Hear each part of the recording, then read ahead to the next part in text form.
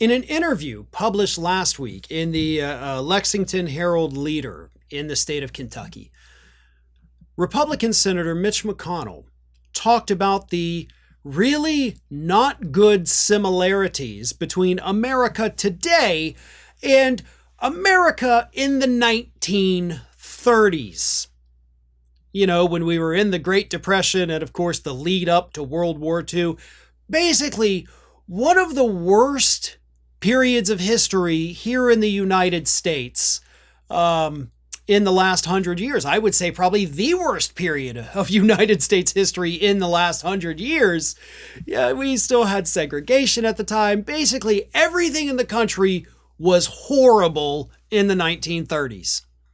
And Mitch McConnell, who looks like he probably lived through the 30s, says we're kind of repeating everything we did, both regarding foreign policy and, of course, with Donald Trump's tariffs.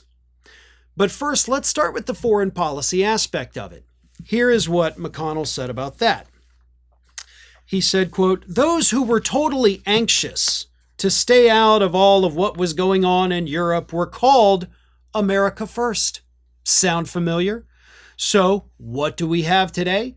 North Korea, China, Russia, Iran, and Iran's proxies. They're very different kinds of countries, but they have one thing in common. They hate us. So when you talk about preparedness, we're not prepared like we should be. Now, okay, I think the whole they hate us thing is overblown. Like, Russia hates everybody. We get that. That's definitely accurate. To say that China hates us, I think that's a bit overblown. Iran and their proxies hate us. Yes, certain Middle Eastern countries do hate us, and with cause, by the way. I don't know if Mitch McConnell's familiar with what the United States have been doing over the Middle East for the last 50 years, but if they hate us, kind of understandable, considering what we've done to all of them. But just because they may not like us does not mean they pose a threat to us. We could repair that image. We just choose not to because we're a stupid country. But saying these people hate us, that's a bit extreme. But we do, in fact, have, this new Axis power emerging. The day this interview was published was, the day of the start of that summit over in China, where China hosted and 19 other countries, including North Korea, Russia, they all attended. And they discussed becoming this new powerful bloc, both economically and, even though it wasn't necessarily reported this way, we're assuming militarily, kind of like we had in the 30s. But it wasn't just on the issue of foreign policy. We also, as McConnell pointed out, have the issue of tariffs. In the 1930s, and McConnell brought this up in his interview, Republicans in the Republican-controlled Congress passed the Smoot-Hawley Tariff Act because they thought, okay, we're in a depression. It's pretty great. So, great as in scale, not great as in awesomeness. So they said, let's put tariffs on the goods coming into America, and that'll make up some shortfalls and it'll drag the economy out of this depression. It did the exact opposite.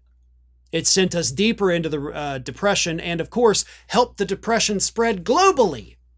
So this one act by, again, Republicans in Congress basically destroyed the global economy. And McConnell's like, you kind of see that that's happening right now, too. Gee, it's almost like Mitch McConnell is telling us that Republicans can't be trusted on economic issues, and for at least 100 years, Republicans have not been trustworthy on economic issues. This, of course, is coming from a guy who has repeatedly voted to give the wealthy elite tax breaks, to cut subsidies for those in need. So Mitch McConnell's right there. He is not excused in any way. He is not absolved. I feel like he is seeking a little bit of absolution. I think he knows that he's not long for this world and he wants to make peace and maybe atone for his sins, but it's too late for that. You inflicted this damage on us. You, Mitch McConnell, paved the way for Donald Trump to be able to do this. I'm glad that you're calling it out, but I'm not going to give you credit for it when you're the one who for 40 plus years in that Senate laid the groundwork all the way from Reagan to Trump for this economic destruction that you are now suddenly so concerned about. Thanks for watching, everybody, and if you're not already, please subscribe to the channel. We got fresh content every day for you. And if you want to follow us across social media, make sure you check out all of the social links that we have posted in the description of this video.